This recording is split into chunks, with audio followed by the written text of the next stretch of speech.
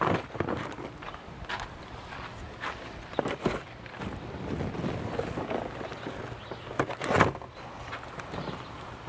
there, Prairie Plant Girl here. I am going to be going to do some work on my native plant garden in the front yard. It's mostly native plants. I do have some things that aren't native, so I'll also be planting some non-natives, which are up here. But I thought I'd give you a look at the plants that I'm going to be planting today, because all of these I planted in videos, so it'll be a little update on that. And I'll show you, I have a few trays I'll talk about in a minute that are still in the greenhouse. But the first thing that I have here that I want to show you is, this is the little blue stem grass, and I have 6 cells of this. These all need to get out. These should have been planted a long time ago, but I have 6 trays of the little blue stem. It's looking really good, and I'm excited to find some places to get this into my garden. So that's a great native. I only wound up with one Lindley's aster, so I'll be putting this in my front yard as well. This is another great native plant. I live in Saskatchewan, Canada, so some of these are maybe not exactly native right to Saskatchewan, but they're native to my kind of general region of the world, with most of them being native to my province. This is false indigo, and I have 2 trays of this, so I have 13 of these. Some are actually doubled up in here. I tried planting a few out when they were smaller in my front yard, and I don't think they're doing as well, so I'll be able to add a few more to that planting. I do have some Rudbeckia here. Rudbeckia is a great native to my region of the world. This is Prairie Sun, so this will be going to my backyard. I probably won't get it planted on camera today, but hopefully I'll get it in the ground today. It's a very drought tolerant, nice plant to have, and it's a good cut flower. I have a couple of Giardia. This is Arizona apricot Giardia. This is hardy in zones 2 to 10. Great native plant, short-lived, but pretty tolerant of dry soils as well. It likes moisture as long as it's well draining, but it can handle some drier areas too. This is going to be going to my front yard. It's dripping. It was sitting in a tray, got rained on. But I think I have 3 of those. Might be a few mixed in. The Giardia and the Rudbeckia got mixed together, so I might have a few. It looks like I have a few more Prairie Sun Giardia here, so we'll get a few of those planted out. And then I have Prairie Coneflower, and I'll be planting this out in my front yard, and I have quite a few here, so I'll probably get a few in my backyard as well. I can't remember the hardiness on these, but I think they would be in that like zone 2 and warmer kind of range, up to probably like 8 or 9 as well. They bloom in the summer into the fall. So that's those 2 trays. This tray, these are just some Calibrachoa that I had taken cuttings of, and they're just growing on. They just have me in this tray. Then I have a bunch of these little trays that I was trying to do some growing with of native plants. So I have a whole bunch, and I have more in the greenhouse, and most of them have done very little so far. I have a few that have sprouted, most have done none.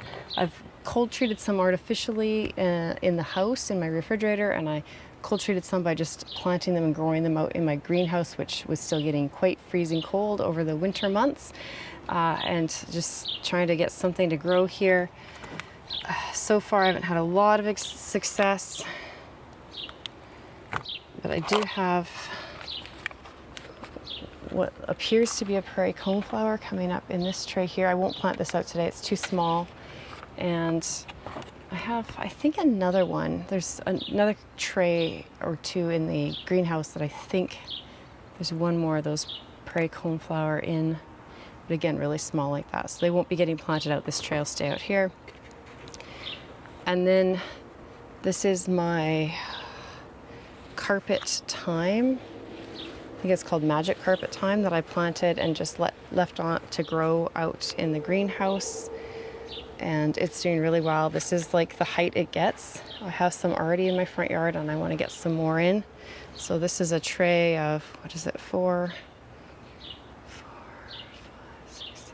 So I'll try and show you what the stuff that's already growing out front. It smells amazing. and it's so soft to walk on when it gets growing and developed as a pathway. I walk on this all the time. It covers a path in my front yard. It's absolutely gorgeous. I'm going to try and get this planted out as well. So lots of plants to get into my front yard and get planted, and a few from my backyard and a few that are just going to keep on growing here until I'm ready to use them.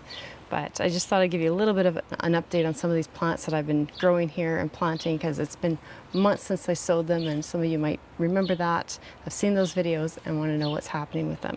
I'm going to show you really quick, even though it doesn't look too exciting, the other native plants that I have sown sitting in my greenhouse and what they're doing. And then I'll get this loaded up and take it out to the front yard, the ones that are going out there, and we'll get them planted.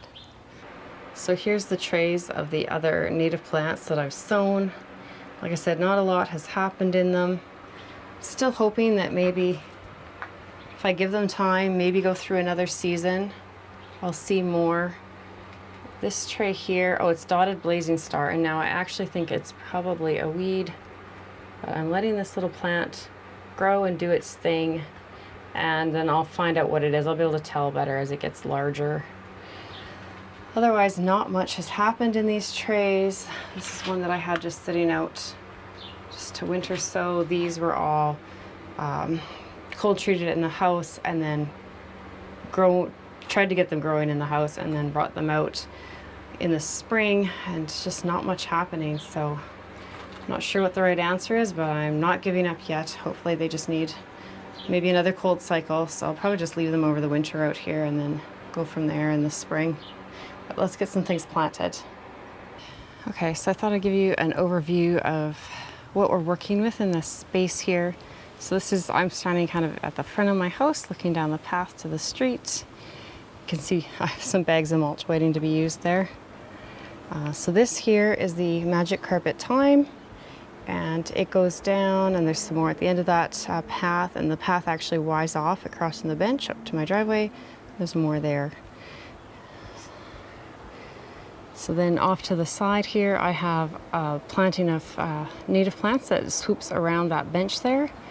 And then I have a small planting spot there that's native plants, and then another one across the pathway that's native plants.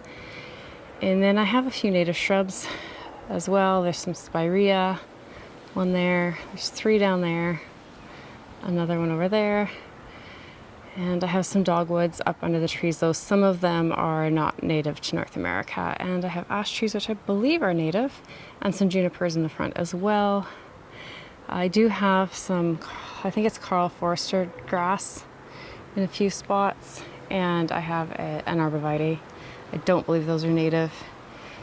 Daylilies here, and kind of spotted around the entrances to some of the pathways, not native. And this thyme is not native either, but lots of things that are, and I'm trying to add more all the time. So we walk down this path. I'm hoping to add more of this carpet thyme to this pathway. It does get some shade here, so although most of these native prairie plants do prefer sun, I do get, because these ash trees and we're facing south, I do get afternoon sun, but we get lots of morning sun here. And as the sun keeps going around, we get some late afternoon sun, so it seems to keep them happy. So this is the bed here that I'm going to concentrate in the most to try and get just a little bit fuller.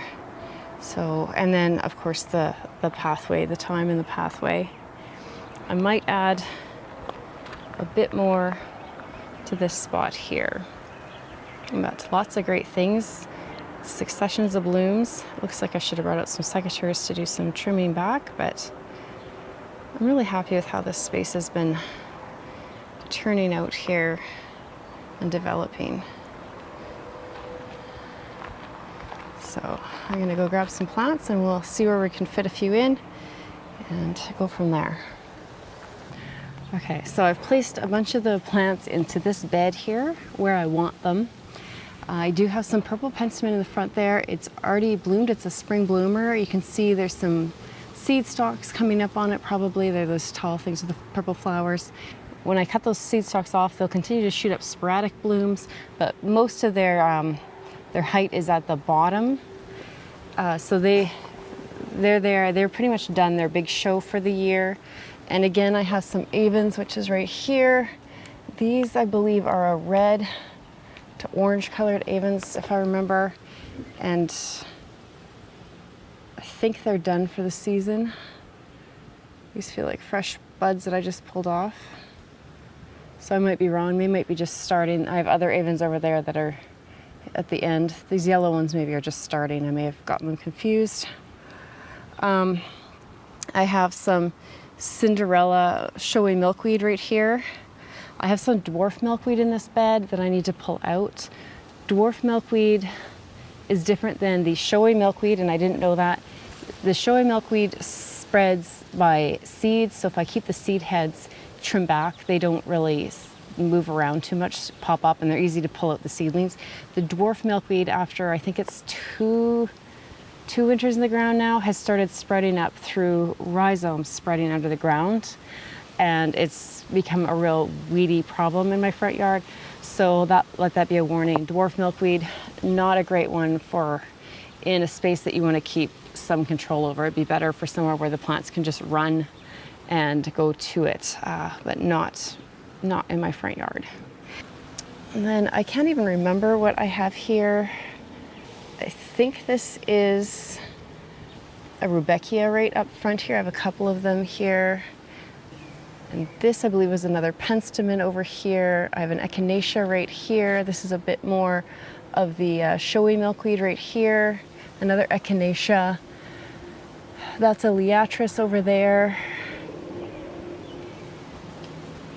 And then I have a couple of Giardia that are already in here, or blanket flower, and they're borderline hardy here. They've been coming back for me really well the last few years, but I have at least one that looks like it didn't come back.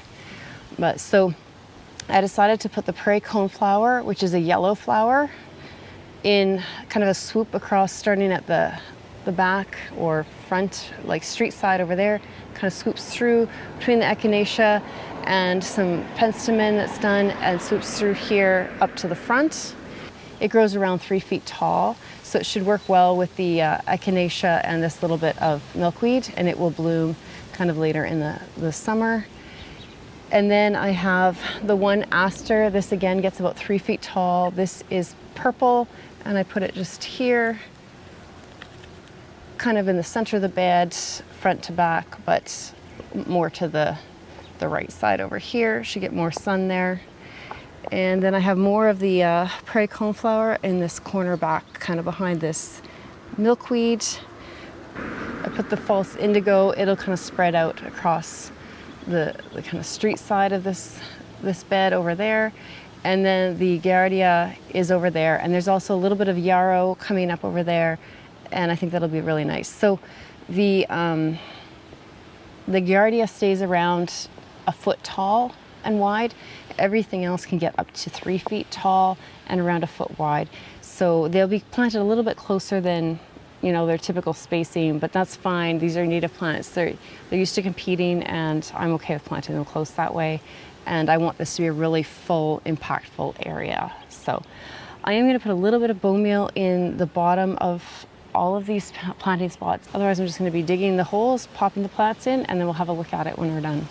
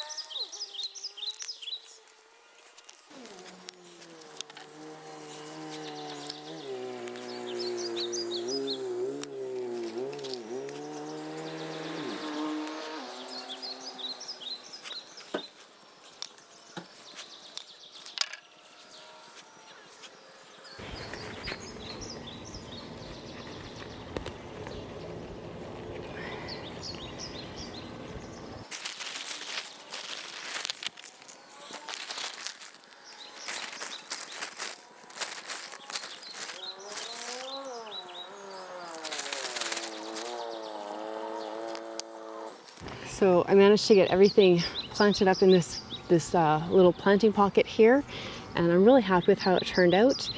Things went in pretty nicely. I pulled out the dwarf milkweed and a bunch of other weeds that were in here. I found the false indigo that I'd planted early on in the spring, and it's looking better than I thought once I got it uncovered from some of the weeds that were in here. I do still need to come in and do some deadheading, but I'm pretty happy with how this looks. I added in some mulch. It's a different brand than I usually buy, and it's quite chunky,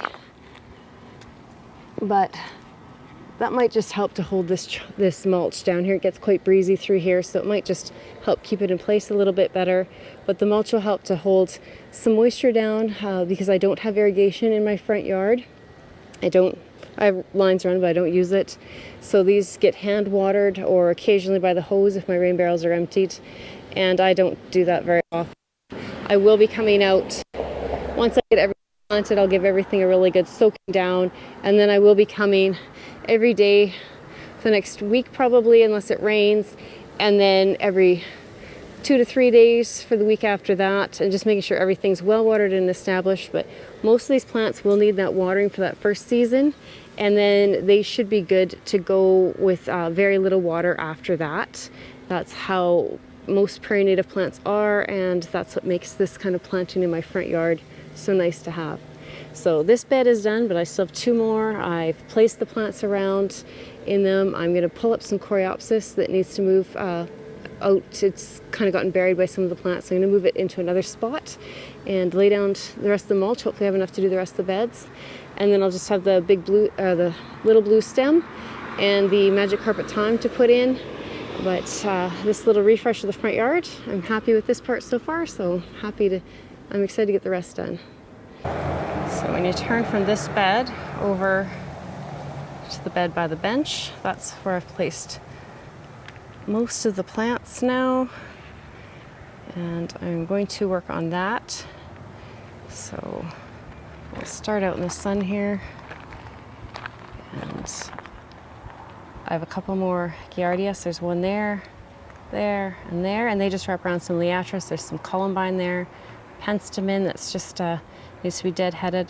There's a big echinacea behind it. There's that pot I planted up a month or so ago. More liatris in the back there. And there's actually a bit more giardia or blanket flower in it. Looks like this. So that's going to be very nice to have that. Over there with the one that I planted is an apricot beauty, I think it's called. So it's more yellow with orange centers, so it'll be a nice contrast between the two of them. There's another echinacea off on the side there. A lot of purple echinacea through there. There's the purple prairie coneflower. There's 1, 2, 3, and actually back in there, I don't know if you can really make it out, but there's some really ferny foliage. That's the coreopsis. I'm going to move that to that smaller bed that I just showed you with the blanket flower in it. There's some bottle gentians there, some red avens, lots of echinacea. This is Canada anemone. It needs to be deadheaded here. There's some more, or a couple more coneflowers, prairie coneflowers. There's one just poking out at the back there, another one, and one more right there. So 1, 2, 3. That's some dianthus, which technically isn't native here, and some more columbine and avens, and then I'm going to just wrap this false indigo around in here. It does get tall, but it's kind of airy, so I think it will work well with the avens as they finish up. And yeah, this is the yellow avens that was in that bed I just worked on, and it is just coming into bloom, so it's just the red stuff that's already done, I guess. So, and there's more echinacea that's just getting established back in there. So this should be really good. So we'll get this bed done and move on to the little one.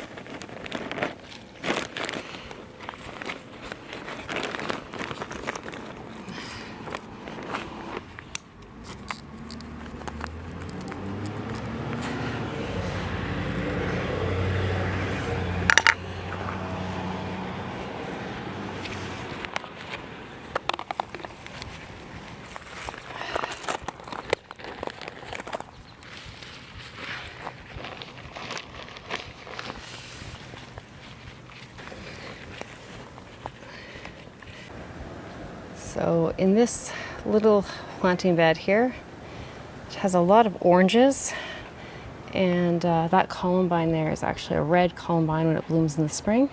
So you can just barely see them, but there's threadleaf coreopsis or tick seed right here, and that's a yellow flower, so that'll look really nice. There is milkweed coming up there. I think that might be the showy milkweed, and if it turns out to be that, then I'll have to pull that out. It'll be too big for up front there, but I just thought I'd just wait and see, because I do have this other milkweed here, and I can never remember what it's called. This orange milkweed. It's very pretty. It comes up, and this just comes back for me. It's not as reliable as the Cinderella showy milkweed, but it does come back. So if that's what's in the front there, that would be just fine. And then I put one of those prairie coneflower that are yellow right down there. And then the rest, oh here, see this is there's some spent blooms, but that's what the columbine there, that red flower like that. So that'll just bring a little bit of yellow with that coreopsis and the coneflower in there. So then got everything planted up in this bed, and I think it's looking good. I got the mulch on all the beds now.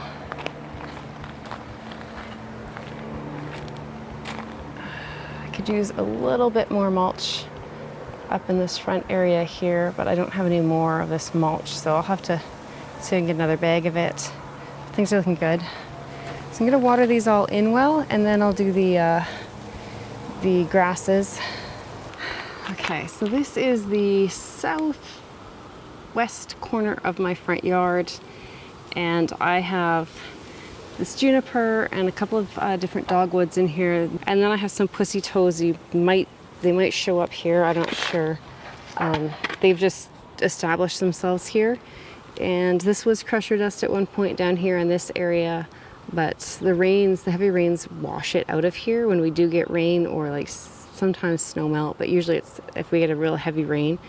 So I thought it might be kind of fun just to kind of stabilize the soil and cover up some of this area where weeds just trying to kind of grow, is to put some of these little blue stem. Now they grow 2 to 4 feet tall and around 18 inches wide, and so I thought I'd put like one here, one kind of at the front corner there, and one maybe over here. And we'll see how that works out. I may wind up moving these later on once they get more established. You know, it's easy to place little plants and think they look nice. But that's my plan, and then I'm going to kind of mirror that on the other side of my yard in the southeast side. So I'm just going to get these planted in. This shouldn't take very long to do these. I'm going to put a little bit of bone meal in the bottom of the planting hole.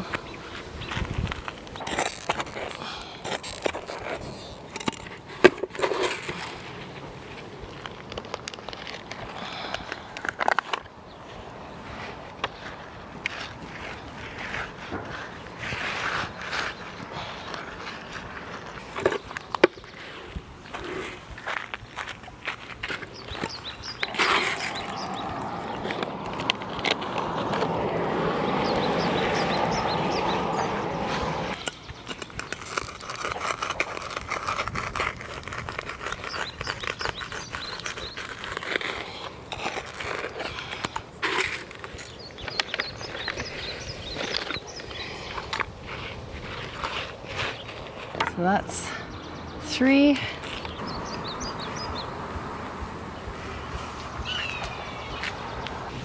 So this corner is going to be kind of the same idea. I do have a couple of tufted hair grass that I was trying to get going here, and they're just not doing well. So I'm going to pop them out.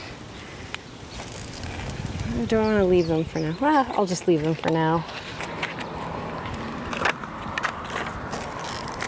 This is where downspouts come from the backyard of my house and my neighbors. This is technically my neighbor's property right here, but they had like 2 feet of grass attached to my whole lawn, and so when I started this project, we just took it all out. But this is where all the water runs, so this grass, if it gets established here, part of the reason I want it in this corner is to just stabilize this ground, because the ground kind of washes out of here onto the street in their driveway all the time when we get heavy rains. one more right here. And this should help stabilize that soil so we get heavy rains. It's not all washing out of here and down into the street and onto my neighbor's driveway. Okay, all right, so I've got all those native perennials planted and the native grasses, and now I just need to work on this beautiful magic carpet thyme. So these are pretty tiny plugs, and I started these all from seed, and they're just going to be filling in this walkway a little bit. And I am going to be putting them, they spread pretty good. This is the size I started with. This is actually, I believe, the tray that I purchased the first time I purchased the stuff that's already in the ground here. And so I started with these, and I have a pretty good full amount here. So I think I'm going to space these about 18 inches apart. I'm just going to kind of drop them down, pop them in the ground. Doesn't take a lot of space. There's a little layer of gravel here, as you can see, and then underneath it is just my native soil. So there's no landscape fabric or anything in this path, so it shouldn't take too much. The hardest part is going to be keeping these nice and moist in this hot gravel, nice and cool until they get established. But I think I'm just going to come and kind of drop them out here and try and get this done really quick so that they don't dry out too much. I'll try and put a little bit of bone meal in the holes and just get this done real quick so I get them watered in, and hopefully they take for me.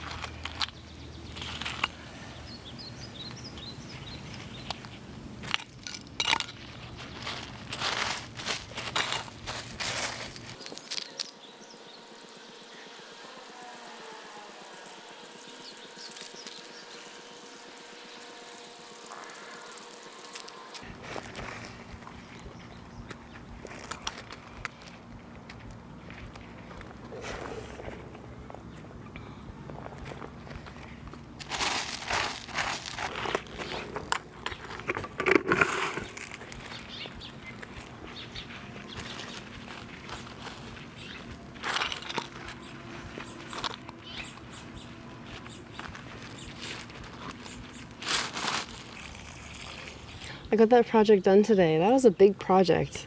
I got a lot of plants. I don't even know how many plants. Was anybody keeping count? I think, what did I say? There was, I think, 24 of the magic carpet thyme alone, I believe. 13 of the false indigo. So yeah, I had a lot of plants to plant because there's a lot more than that I planted. But got her all done. Took a couple hours, so thanks for coming along with me. I really enjoy having this little patch in my front yard instead of just a lawn to mow and fertilize and weed. It brings me a lot of enjoyment. It brings the pollinators a lot of enjoyment. They're often out here really busy. I can hear a bee behind me right now. And it's just an easy care kind of front yard. I spend about an afternoon a month out here just taking care of weeds, trimming back anything that needs to be trimmed back, and just kind of fussing with the plants. And that's a lot less than I would spend if I was out here needing to cut grass and water grass, fertilize grass, weed grass. So I like it. And I think it's better for the environment. That's my own personal opinion. I'm not anti-grass. I do have grass, but I like this. So there's a lot of great native perennials in a lot of areas of the world. So if you're curious about what's native to your little part of the world, just, look it up online. Find some native plant sellers. Ask at your local garden centers. Sometimes they know, but sometimes native plants don't always get sold at local garden centers because they're not always very attractive in their containers, and it's not until they're growing in the ground that they really show off.